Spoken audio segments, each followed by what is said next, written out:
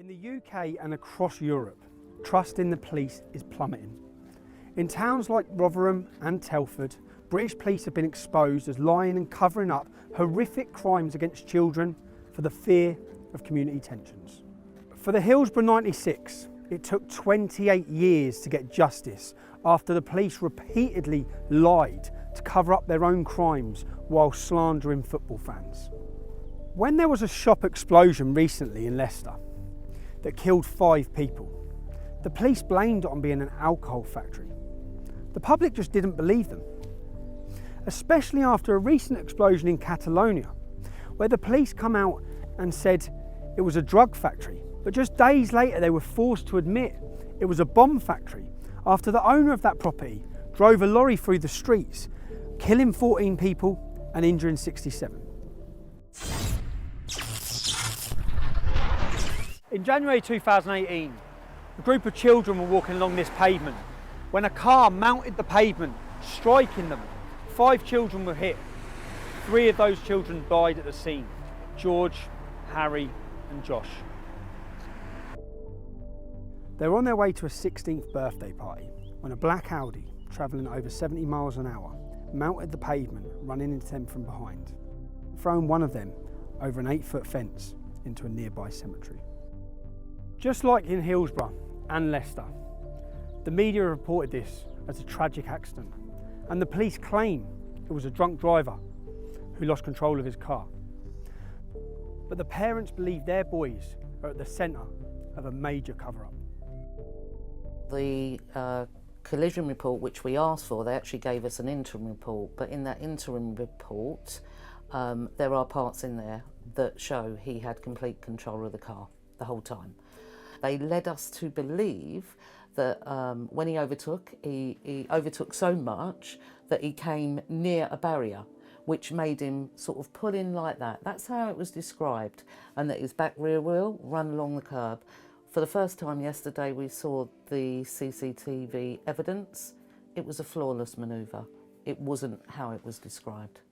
The crash report contradicts both the police and the judge's accounts, and it is just one of many things that don't add up about this case. And now Tracy and the other parents have been left to spread the word themselves.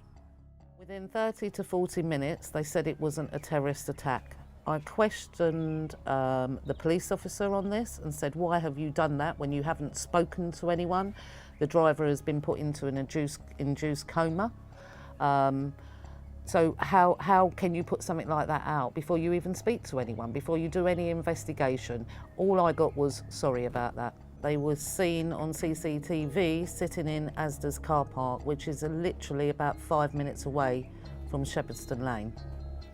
They were sitting there for 2 hours and 20 minutes.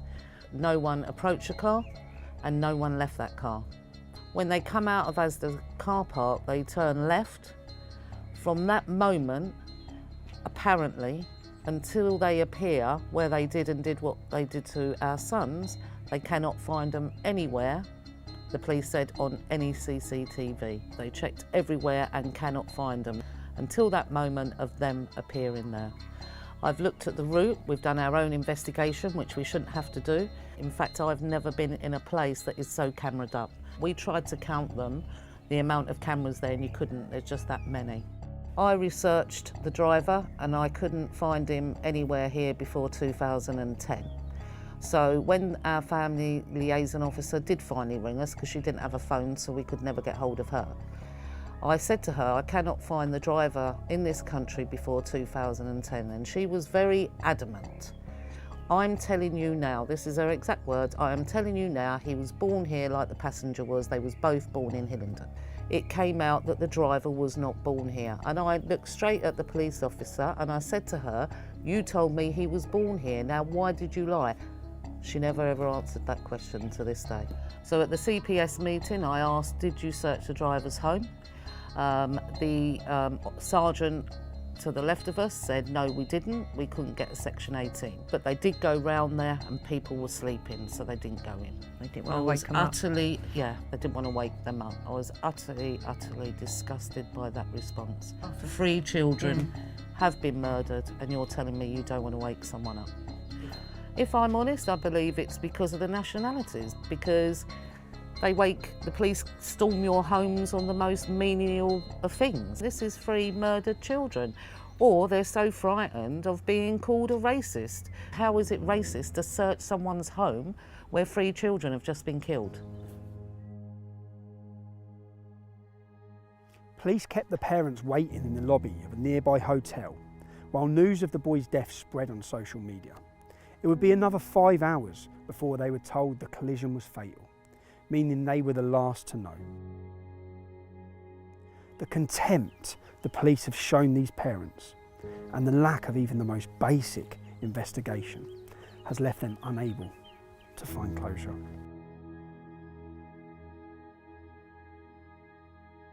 There was no one who didn't like them, no one.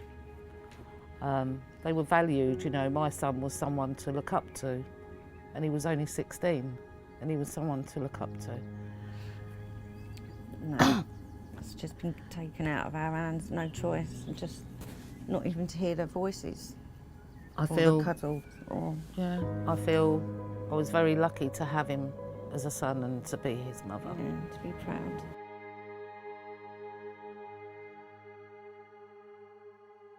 And we're just totally destroyed now. Destroyed. It's very traumatic. Every day is traumatic. Just to face the day that, you know, you've got to face again without him. It's just... Nick, as we said, Harry was semi-pro footballer, wasn't he? Yeah. They all just had great futures. You know, my son told me that he told me at the Christmas time that he wanted to be a young dad at either 24 or 26. That kills me to know that he said that to me. And you know, they've been such great days as well. You know, never going to get married, never going to have children. I'm never going to get hold his children. It's traumatic, and no one should have to go through this at all. And that's why we're speaking out and saying, in the hope that no one else does go through this. It's no wonder the parents believe the police are covering something up, when almost everything they've been told has turned out to be untrue. What do you fear that you're covering it up? That's what I want to know. And I don't understand how they can, and I don't understand how they sleep at night, because I couldn't do it. That's not how I am. In April this year, the driver was convicted of death by dangerous driving and sentenced to just 13 years in prison, the equivalent of a maximum sentence for only one of the 3 victims. He is eligible for parole in 2024, so that's 6 years, and with good behaviour could get out in 4. That shows me our children mean nothing, absolutely nothing. No amount of time will ever have been enough for what they did to our children. But anything less than life is insulting, and it's not acceptable. Despite dozens of media interviews, none of them have portrayed the family's concerns with this case. Instead, it's been falsely framed as a campaign to get tougher sentences for drink driving offences.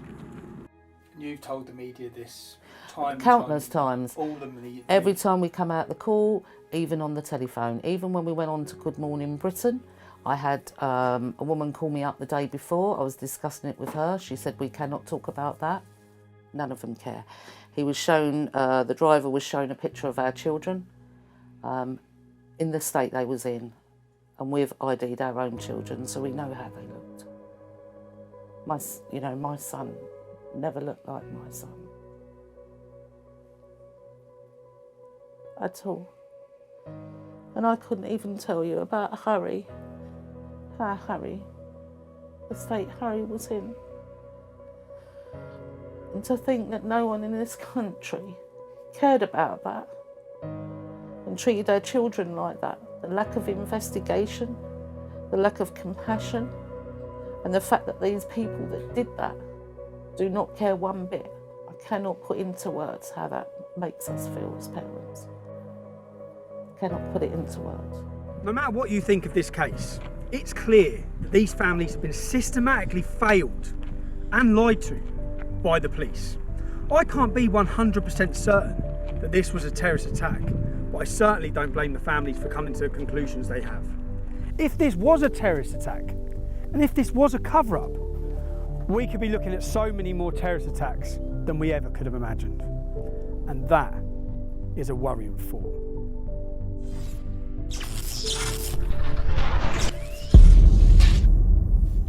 I want to say a personal thank you to every single person that supported me. Without your support, I wouldn't be able to bring you the stories that the mainstream media are ignoring, like the one you just watched. We have no big financial backers. We are literally by the people, for the people. If you want to see more reports like this and you want to get behind me and support me, please go to tommyrobinson.online/support. Thank you. You didn't frankly have the balls to put country before party.